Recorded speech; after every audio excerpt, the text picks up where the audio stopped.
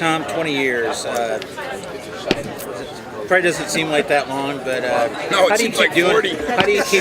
How do you keep doing it year after year? I love what I do. I get frustrated like everybody, but love what I do and I love where I'm at. And I think I have an incredible boss to work for, Mark Hollis, and relationship with our football coach is so good, and that's my dream come true. To be in a setting like that where I care about all 26 sports. I have a special relationship with my favorite sport, which is football, and we've been able to maintain a level of, where we're knocking on the door at least, and so it's been great.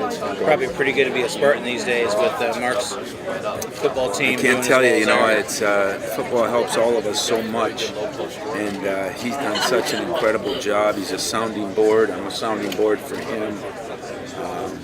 It has. I've had my good days there, early on when we were, winning the national championship, getting those Final Fours. Saban was there. We had a great relationship. Gone through a bunch of ADs. We've gone through a bunch of football coaches. Right now we have stability at our place. We have excitement at our place. We have championship attitudes at our place where our kids are together in the weight room or here or there. Our women's program is doing well. Our volleyball team is doing well. I really believe I got the best athletic director in college sports. President's supportive. God, it's so good. Why would you ever leave? Tom, I know you talk about the leadership from Denzel and Trav and how much better it is. What is it about? Is it just those guys and their makeup that makes it better? It's just what they've learned through their years? I'm just looking around and I'm saying to myself, boy, you went through no expense on your camera.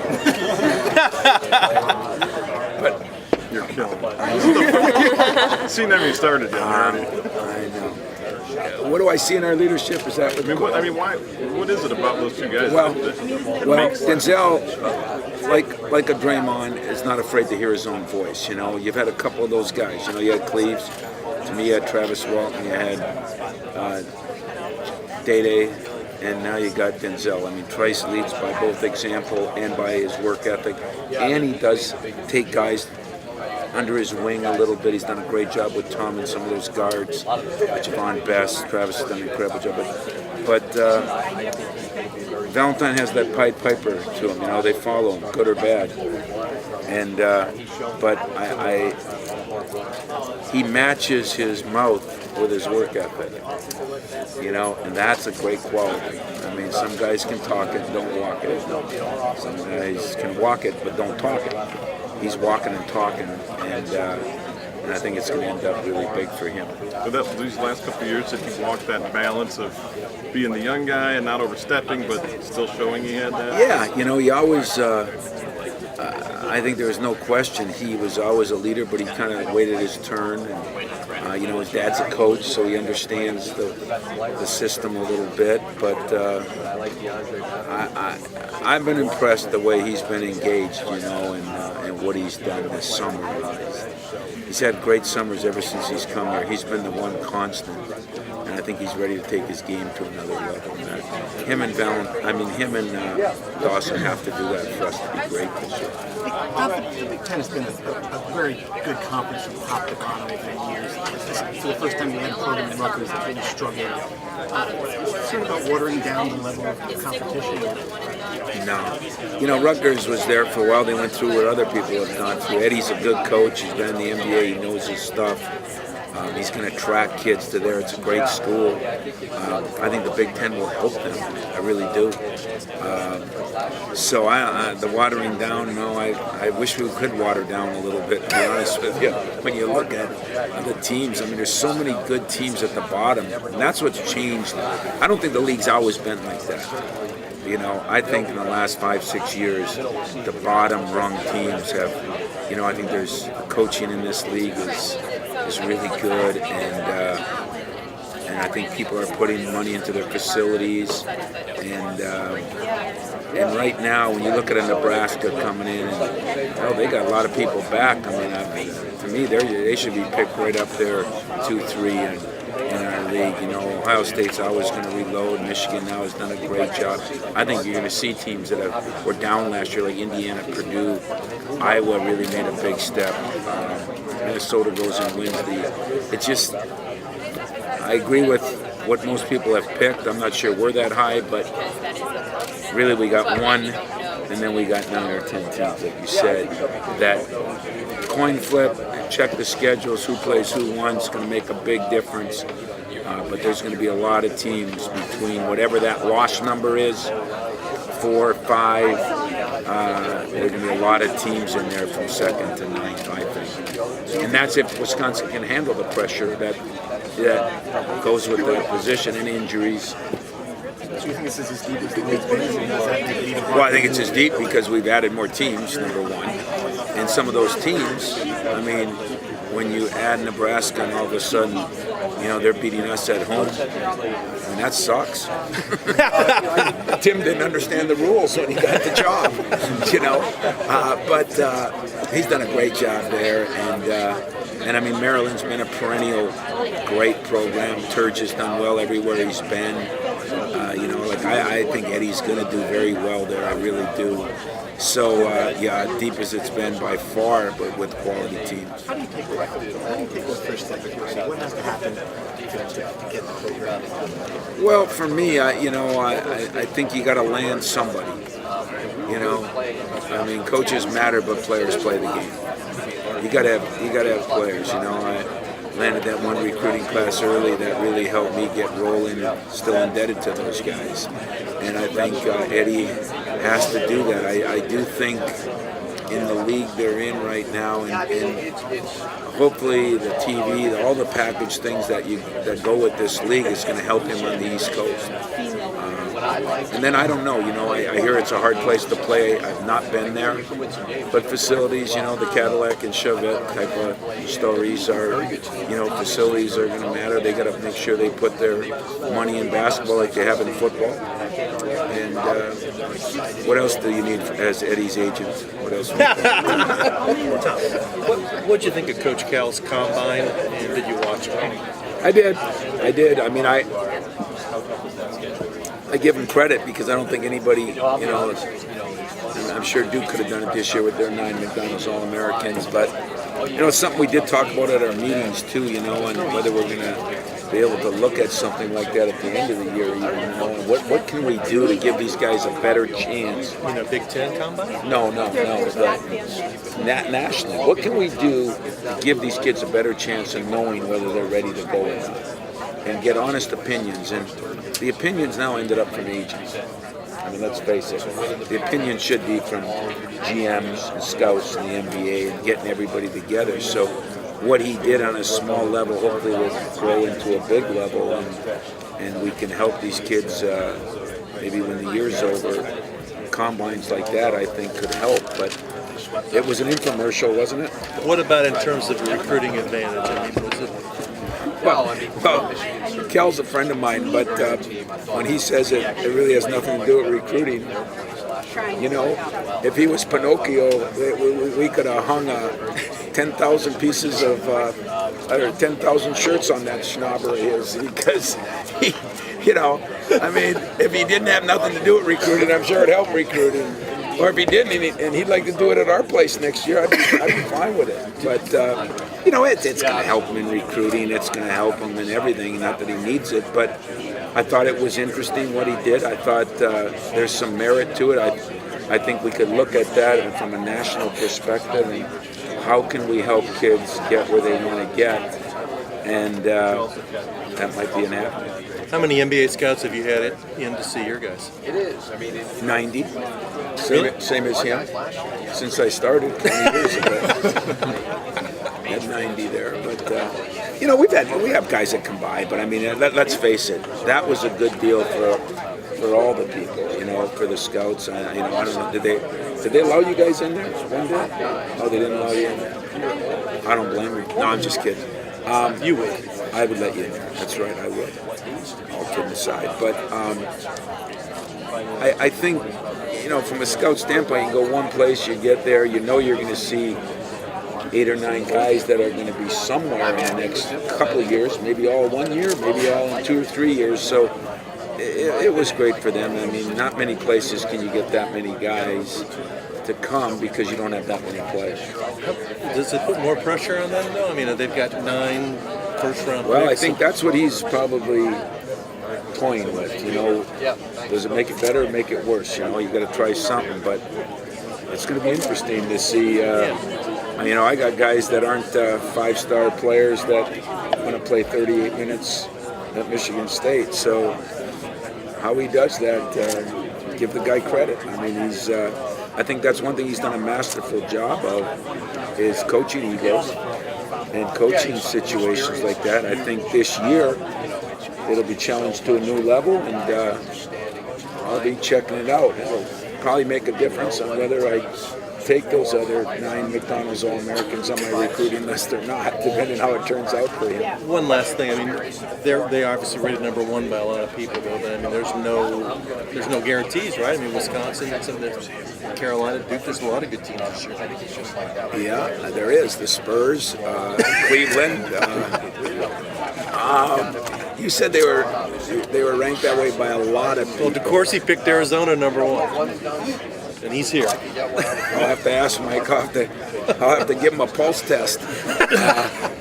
You know, I mean, on paper, they are really good. I mean, they were. You know, Wisconsin went to a Final Four, but so did they, and they got everybody back just about plus some.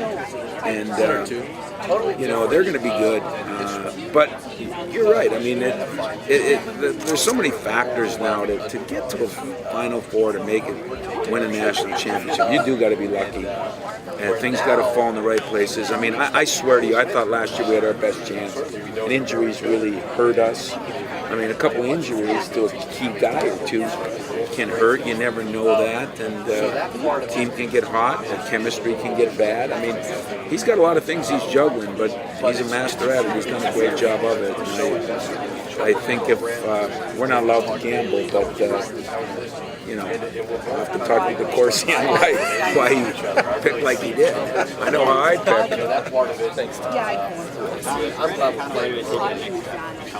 Well, not only is I think he's ready, but he has to be ready. I mean, if we're going to be great, Brandon Dawson's got to take a major step. But I think he's capable. I think he proved it the last 6 or 8 games of last year. I think he proved it at times throughout.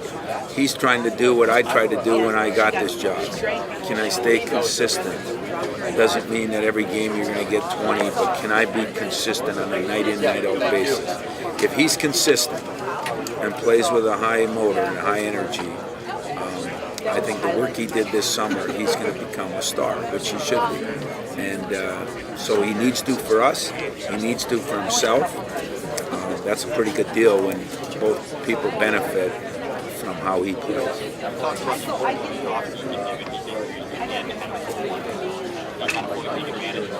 He had his best summer by far, but you know, his most important summer he missed, 8 months. So I think people forget that. Even I do sometimes. I mean, he had to change positions, going from a center to a wing guy forward, and that was an adjustment. Then he misses the 8 months of the most valuable time for any athlete, freshman to sophomore year, to get better.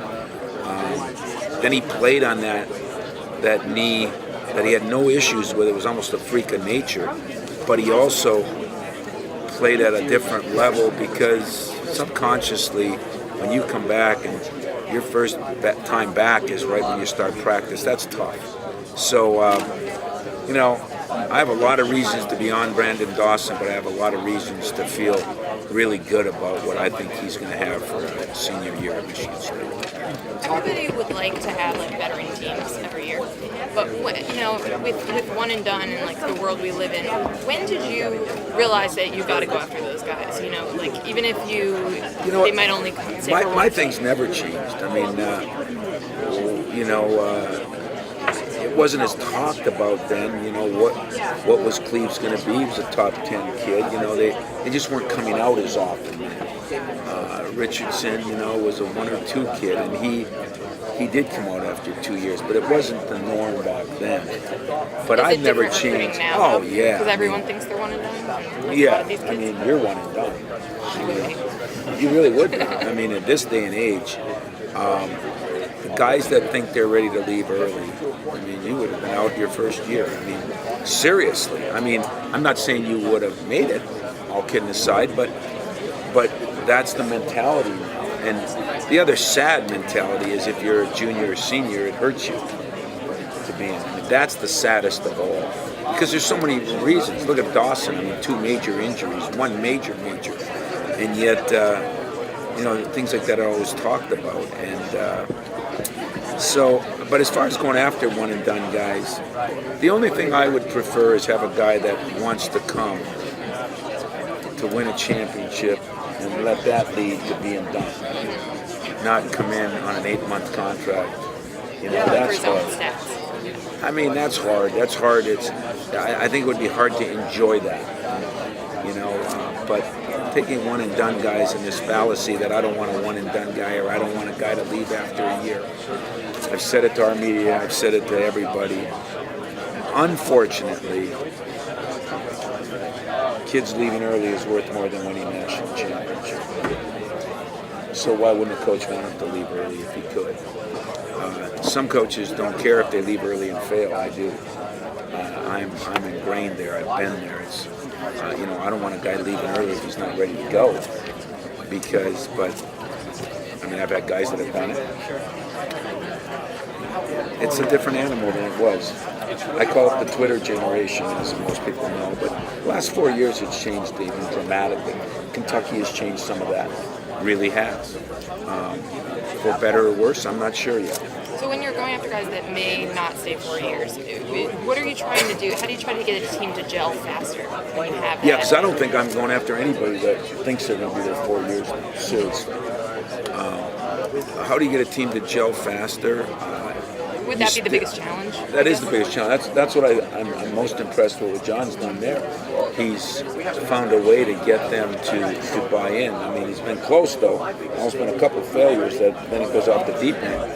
But you still have to have some kind of upperclassmen. Maybe your assistants are more important. You have to have somebody that former players can help that. You know, I try to use former players a lot in teaching guys what does it take to be successful, both in college. Steve Smith's been great about that with our kids. McKean's been great about that with our guys. Draymond has been off the charts with that. I think those guys become important because most of those guys, once they get to the pros, would like to come back and win a national championship. Would like to come back and go to a Final Four if they haven't.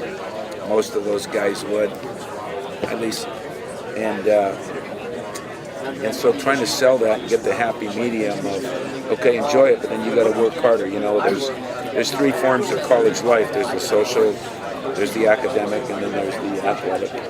And making them realize that everybody comes and wants the social part because it's your first time of freedom. But if you want to get to those other 2 goals of winning the national championship and playing in the NBA, you ain't going to have all of them. So you better figure out that 2 and 3 are more important than what we come in as 1. You know, we come in as 1 and we're all wide-eyed and we want to stay out till 3 in the morning and not have any rules because you come from homes that probably have. And I think that's the challenge. Talk a lot about Dawson Valentine's, right? How important is getting some consistency out of Matt Costello going to be this year? Oh, very. You know, very. Okay, take care. It's going to be very important. And he, geez, I thought there was a mafia guy sitting there. I was going to loan you my friggin' tie. What happened to yours? Izzo. I like you. You look good. Sorry, I was rudely interrupted. What the hell did you ask me about Costello? You know, we forget that Costello was playing pretty good until after that North Carolina game when he went down with Mono. And then you miss a month.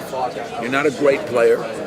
You have some deficiencies. Then when you miss a month, it really gets escalated. And then we started playing without him, and he didn't get as many minutes, but he did get 20 starts or so. He is a hard worker. For a big guy, he spends a lot of time in the gym, and that's going to help him. And I think him and Schilling are keys to become good role players at what they can do. Can they rebound? Can they defend? Can they be great screeners? Can they run the court and get some easy baskets? Can they shoot well from the free throw line when they get fouled? Those are going to be big keys. He has, Costello's case, improved his shooting a lot. He's really now a better than average 15, 17-foot shooter. Tom, what do you have to do to be better in the Big Ten between now and January 1st? Well, I think there's a lot of big unknowns about Michigan State, but I think there's a lot of unknowns about the Big Ten. In other words, so many of us, Michigan, Ohio State, just to name three that were near the top last year, I think all have good teams, but there's question marks, What is the Iowas, Indianas, Purdue's, Minnesota, how do they, I think you're going to see those teams all come up another notch. And so they're already, you're at 7, 8, 9 teams. Nebraska, look what they did. I think we're going to have to get better every day because I don't think there's many down days. Somebody's going to pass you by because there's so many different teams that can do that. And so my big concern, and it's always get better every day mentality, but I think we're going to have to not only get better, get a lot better. But where, any particular area that you've really Particular seen? area? If you scouted your team. I think we're going to be a better shooting team. I think Forbes brings that. Are we going to be as good defensively? We got to defend without fouling. We don't have the depth inside that we have. We're not as big.